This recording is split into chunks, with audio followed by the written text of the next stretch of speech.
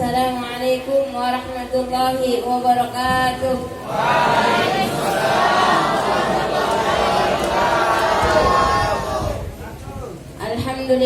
Alhamdulillahilladzi ja'ala al-laila wan-nahara khilfatan liman arada an yadhakkara aw arada syukura. Wassalatu wassalamu ala sayyidina Muhammadin alladzi awha bil Qur'ani basiran wa nadhiran wa ala alihi wa sahbihi wa tabi'ina min ummatihi 'abdan wa asiran amma ba'd. Kepada yang terhormat pimpinan yayasan Bapak Dr. Andes Kiai Haji Ahmad Syukron, Kiai Haji Ahmad Syukron, serta yang saya hormati Ustaz Haji Abdul A'la Al-Maududi, serta yang saya hormati Bapak Ustaz Haji Sarwani, dan juga yang saya hormati segenap Dewan Guru, staf TU yang mohon maaf nggak saya sebutkan namanya satu persatu, namun tidak mengurangi rasa hormat dan taklim saya. Serta teman-temanku sekalian yang mohon maaf nggak saya sebutkan namanya satu persatu. Yang pertama karena nggak tahu, yang kedua karena kebanyakan. Namun tidak mengurangi rasa hormat dan taklim saya. Segala puja-puji syukur marilah kita panjatkan kehadirat Allah Subhanahu wa taala yang mana berkat rahmat dan hidayahnya sehingga kita dapat berkumpul bersama-sama di tempat yang mulia ini. Shalawat serta salam semoga tercurahkan kepada junjungan kita Habibul Azam Sayyidina wa Maulana Muhammadin beserta keluarga, sahabat dan pengikutnya yang insyaallah istiqomah mengikuti ajaran beliau. Alhamdulillah pada hari ini kita memperingati hari kelahirannya Rasulullah Sallallahu Alaihi Wasallam. Rasulullah Sallallahu Alaihi Wasallam itu dilahirkan pada hari Senin, tanggal 12 pada tahun gajah. Kenapa disebut tahun gajah? Bukan karena ada gajah, karena di kala itu ada Ka'bah yang ingin diserang oleh tentara gajah, bukan nama gajah. Ada yang mengganginya tentara, cuma sebagai bawa kendaraannya gajah yang dirajai oleh Raja Abraham. Di sini teman-teman kenal sama Raja Abraham? Hati-hati, jangan sombong sama teman kita ya. Dia lebih tua umurnya. Raja Abraham aja kenal. Raja umurnya udah berapa ratus tahun.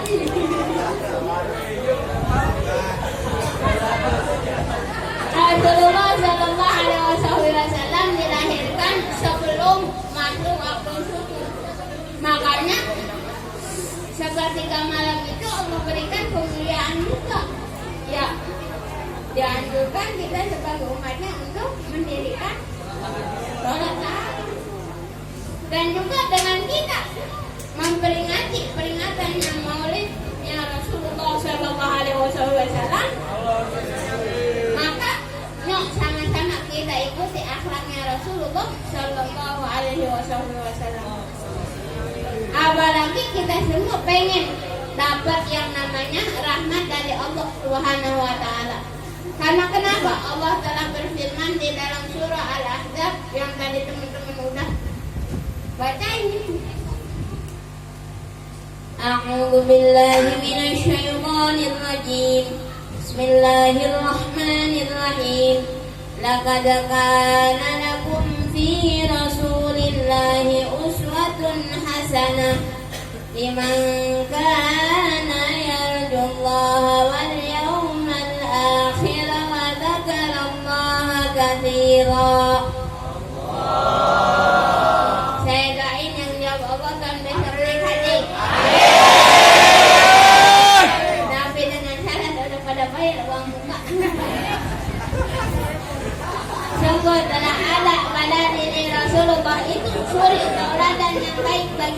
yaitu bagi orang-orang yang mengharap rahmat Allah dan kedatangan hari kiamat, dan dia banyak menyebut nama Allah.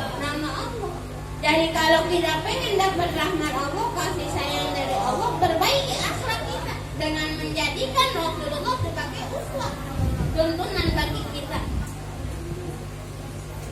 Dengan begitu rahmat Allah bakalan turun buat kita. Salah satu contohnya, kalau kita mau berangkat sekolah aja, kadang kalau salaman dulu sama orang tua pasti ditanyain, uang jajan udah dikasih belum? Belum mak. Nih, jadi rahmat Allah apa? Uang jajan buat kita. Coba kalau kita menyerahkan di jalan, salam kagak, izin kagak, langsung aja berangkat sekolah. Yang ada, kalau orang tua kagak ngasih uang jajan, ya udah kelewat ya. Kagak bakal jadi kita jajan di sekolahan. Oleh karenanya perbaiki akhlak kita. Ya. Di antaranya apa? Al-Imam Ja'far Shadiq berkata kepada putra beliau, Allah menyimpan 3 hal di dalam 3 hal. Sebelum masuk ini, teman-teman tahu yang namanya akhlak Pak? Apa? Perilaku, perbuatan. Tapi yang namanya Imam Abu Hamid Muhammad bin Muhammad Al-Ghazali At-Tusi An-Naisaburi, atau yang biasa kita kenal dengan Imam Ghazali, beliau mengatakan akhlak itu sebagai sifat yang tertanam dalam jiwa seseorang. Darinya timbullah perbuatan yang mudah tanpa pertimbangan pemikiran terlebih dahulu. Contoh, kita nih kayak begini, ini karpet musola ibaratnya, minta maaf tadi suara saya gede, sekarang kecil gak? Emang suara saya begini. Jadi ibaratnya ini ibarat karpet musola, ini ada sampah, buru-buru kita ambil, jangan malah kita diamin, karena ini merupakan kebaikan kalau kita ambil. Oleh karenanya Al-Imam Ja'far Shadiq berkata kepada putra beliau, Allah menyimpan 3 hal di dalam 3 hal. Yang pertama, Allah menyimpan rahmatnya di dalam kebaikan. Maka janganlah engkau remehkan kebaikan sekecil apapun. Mungkin saja di situ ada rahmat Allah. Karena dikisahkan ketika itu Imam Ghazali meninggal dunia. Lalu salah satu murid beliau bertemu beliau.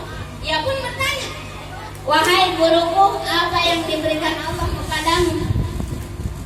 Allah mengampuni dosaku, Allah meninggikan derajatku, dan Allah memasukkan aku ke dalam surganya. Lalu si murid itu bertanya lagi, wahai guruku, itu semua apa karena karangan-karanganmu? Imam Ghazali itu banyak karangan-karangannya. Saking otentiknya dalam ilmu tasawuf, ada ulama mengatakan kadar ihya ada yakunna Quran. Kadar ihya saking otentiknya dalam ilmu tasawuf seperti Al-Quran. Lalu kata Imam Ghazali, bukan. Apa karena murid-muridmu? Bukan. Lalu karena apa? Karena seekor lalat yang hinggap di tempat tindakku sewaktu aku sedang menyusun karangan. Jadi aku pun berhenti sejenak menunggu sampai lalat itu kenyang meminum tintaku dan kabur dengan sendirinya. Lalu kata Allah, lalat itulah yang memohonkan ampun untukku, meminta agar aku dimasukkan ke dalam surga-Mu. Subhanallah. Lalat itu kecil, tapi kalau kita menghormatinya, tidak menyepelekannya, dari yang kecil itu bakalan berdampak yang sangat besar. Makanya kita semua jangan suka meremehkan sesuatu kebaikan sekecil apapun. Terkadang dari kita, dari sesuatu yang kecil aja, biarin kecil juga. Lagi jalan pulang sekolah, ngelihat ada paku tengah jalan, diantepin aja. Kalau emang kita lihat, buru-buru ambil. Ada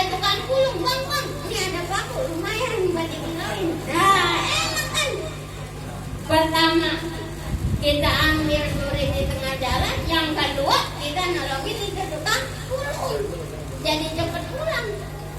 Bau bakunya jadi banyak, ditambah sama kita. Wah, mic-nya belum sarapan.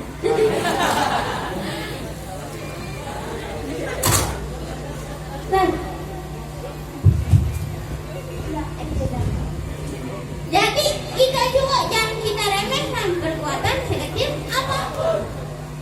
Dari hal sepele itu bakal timbul dampak yang sangat besar. Nggak usah jauh-jauh, ini mah bukannya ria apa gimana, maksudnya sharing tahap nikmat. Dulu saya waktu itu SMA 12. Emang dari dulu pengen bisa berdakwah, pengen bisa ceramah. Tapi alhamdulillah, karena orang tua saya belum ngizinin buat masuk pondok pesantren. Bukan karena orang tua saya nggak senang sama masuk pondok pesantren, tapi ada sesuatu hal yang membuat saya belum bisa masuk pondok pesantren. Di kala itu, pas saya lulus SMA, otomatis kan mau lanjutin kuliah ikut SBMPTN. Pengen ngikut, udah dapat nomor ujiannya, dicek dulu itu di daerah mana ujiannya, di ruang kelas berapa, nomornya berapa, duduknya belah mana. Kalau dari situ istirahat di masjid, sekalian jalan pulang. Waktu itu barengan sama ada iklan audisi aksi sosial. Nah, saya ikut dah. Pengen ikut gituan. Ketika itu karena barengan tanggal 30 sama 31 ujian SBMPTN, 31 juga audisi aksi. Tapi saya lebih pentingin bukan audisi aksi, ujian SBMPTN. Karena apa? Dari dulu saya jalurnya umum. SD Granji 1, SMP 14, SMA 12 Bekasi. Jalan baru, bukan Kebun Singkong, bukan. Di Kebun Singkong nggak ada SMA, adanya Kulon ya.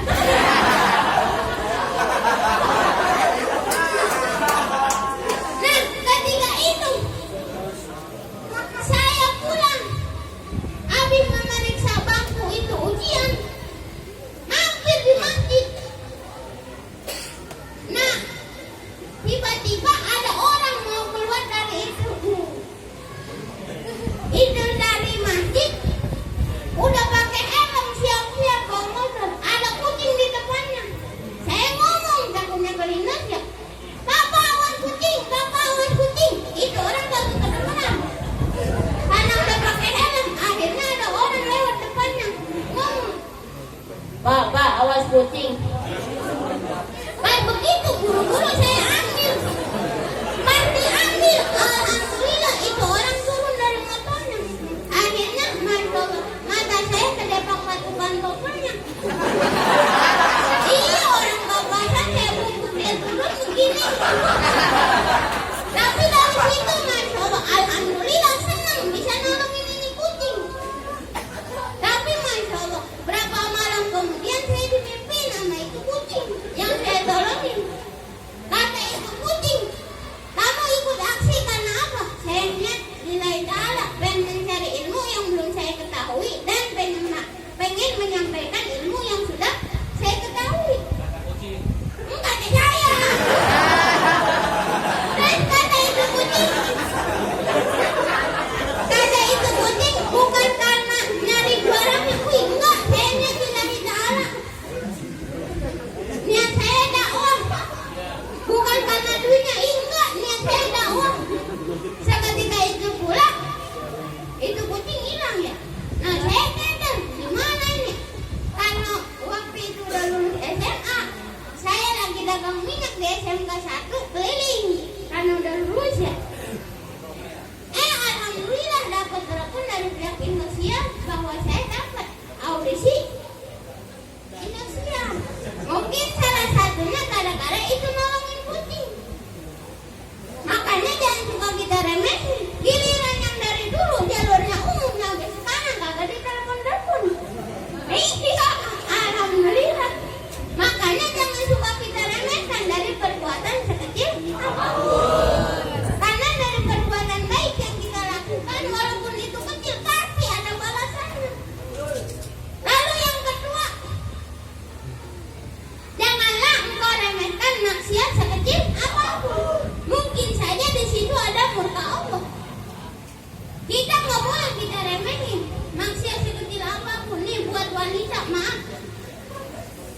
Ketika pakai kudungan, tujuannya kudungan apa? Bukan untuk rambut ya. Nah terus kalau nutupin rambut, rambutnya keluar apa? Aurat itu jangan kita remehin. Makanya lebih baik aurat wanita itu kan dari ujung rambut sampai ujung kaki. Lalu kita tutup. Dengan cara apa? Kalau rambutnya biar nggak aut-autan, biar nggak acak-acakan gitu. Ya maklum, saya blasteran Prancis. Alhamdulillah peranakan Ciamis. Nah, lebih baik pakai ikut ya. Jangan ikutin kebanyakan orang. Pakai kudungan ikut zaman sekarang. Bukan nutupin rambut malah begini ya. Jangan seperti itu. Dulu buat laki-laki. Jangan mendang-mendang buang air kecilnya gampang, nyari tempat gelap udah cerai nyari. Jangan seperti itu. Nggak takutnya di bawah itu ada binatang yang terganggu gara-gara kita. Wah, ada ular kobra ngeri lagi. Kalau buang air kecil bukan kita bersihin malah udah habis.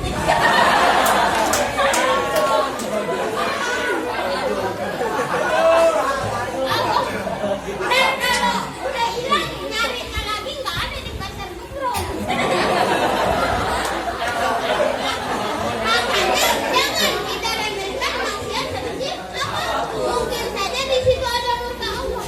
Karena kenapa? Dikisahkan ketika itu Rasulullah Sallallahu Alaihi Wasallam sedang berjalan bersama sahabat. Lalu Rasulullah pun mengambil pelepah korma yang masih basah, meletakkan ke atas dua kuburan tersebut. Ini sahabat bertanya, wahai Rasulullah, untuk apa itu? Aku mendengar dua kuburan ini sedang diadab. Yang pertama gara-gara kibat, yang kedua gara-gara melalaikan yang namanya tu'aro. Selama ini pelepah korma masih basah, insya Allah bakalan meringankan azab kedua kuburan tersebut. Tuh begitu. Makanya kalau orang tua kita ada yang udah meninggal, ketika kita ziarah, di situ ada rumput banyak, jangan malah kita babat habis, sisain, rapihin aja. Karena dari tanaman yang tumbuh di atas kuburan tersebut berzikir kepada Allah dan memohonkan ampun untuk si mayit yang ada di dalam kuburan. Begitu. Lalu, ayo mal. Orang kuburan manusia bukan kuburan ayam. Jadi kita ini diajarkan untuk tidak menyepelekan perbuatan baik sekecil apapun dan perbuatan buruk sekecil apapun. Mungkin saja di balik itu pasti ada balasannya. Ketika kita berbuat baik, pasti di situ aja mungkin ada rahmat Allah. Kalau kita berbuat maksiat sekecil apapun, mungkin saja di situ ada murka Allah. Karena kenapa? Allah telah berfirman di dalam surah Zalzalah ayat 7 dan 8 yang bunyinya, فَمَنْ يَعْمَلْ مِثْقَالَ ذَرَّةٍ خَيْرًا يَرَهُ وَمَنْ يَعْمَلْ مِثْقَالَ ذَرَّةٍ شَرًّا يَرَهُ. Maka barang siapa yang berbuat kebaikan seberat biji zarah, niscaya ia akan melihat balasannya. Dan barang siapa yang berbuat keburukan seberat biji zarah pun, niscaya ia akan melihat balasannya pula. Jadi biji zarah itu ulama ada yang menafsirkan ibaratnya sekecil biji sawi. Tahu biji sawi? Tahu? Tadi tahu.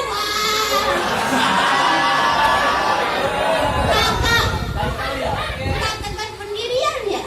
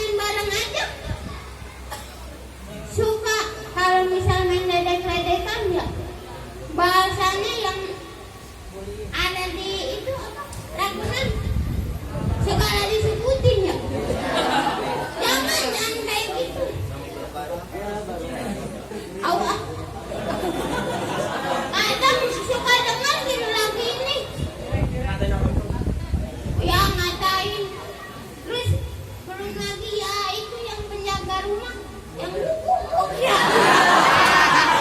Coba yang disebutin. Mana saya bikin gitu. Dia namanya pulang misalnya. Ahmad Thoyib dipanggil ituan. Itu yang tadi. Malah beda ya. Wah, anak zaman sekarang mainnya sama begitu. Makanya hati-hati. Itu aja perkataan seperti itu merupakan perkataan yang buruk. Ada di kitab Risalatul Jami'ah karangan Habib Ahmad bin Zain dikatakan sesuatu maksiat lisan diantaranya berkata perkataan yang kurang baik, kayak kata-kata itu hewan dibawa-bawa. Terus maksiat kuping diantaranya mendengarkan lagu-lagu yang membuat kita lupa dari Allah Subhanahu wa Ta'ala. Mudah-mudahan kita semua dijaga oleh Allah Subhanahu wa Ta'ala. Dan yang ketiga, Allah menyimpan kekasihnya di antara hambanya. Maka janganlah engkau remehkan seseorang pun. Mungkin saja dia kekasih Allah. Ketika kita melihat teman kita agak kekurangan, tapi beliau taat dalam ibadah, rajin sholatnya, jangan suka kita remehin, malah kita ledekin, malah dibully. Ya, jangan. Ada orang, maaf, mungkin beliau rumahnya pinggir sawah, terus sering main di sawah. Ini orang, maaf, sekalinya digaruk pada ngepul. Tahu? Ya, kita ledekin aja, kok. Jangan jadi seperti itu. Mungkin saja dia kekasih Allah. Karena kenapa? Di hadis qudsinya Rasulullah SAW telah bersabda, tidak berkumpul 40 umatku melainkan di antaranya ada kekasih Allah. Oleh karenanya jangan suka kita remehkan seseorang pun. Mungkin saja dia kekasih. Jadi ini saja yang dapat saya sampaikan. Pada intinya kita sebagai remaja yang bakalan nantinya menjadi penerus pemimpin bangsa ini, maka kita jaga dari mulai sesuatu yang kecil. Kalau kita udah bisa menjaganya, insya Allah yang besar pun bakalan kita bisa jaga. Amin amin ya robbal alamin. Itu saja yang dapat saya sampaikan. Pada intinya kebenaran itu datangnya dari Allah dan Rasulnya, dan kesalahan murni datangnya dari diri pribadi saya sendiri. Subhanakallahumma wa bihamdika asyhadu an la ilaha illa anta astaghfiruka wa atubu ilaik. Sebelum saya tutup salam, yuk sama-sama kita baca salawat. Iya.